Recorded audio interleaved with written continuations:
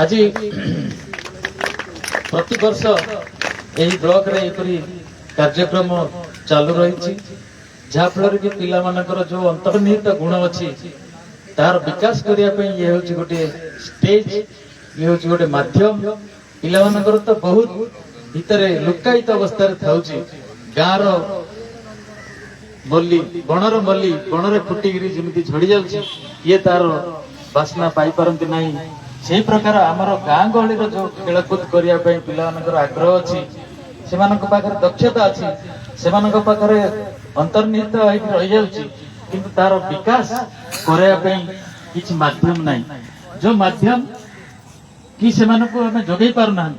आज देखो स्कूल रे खेल शिक्षक ना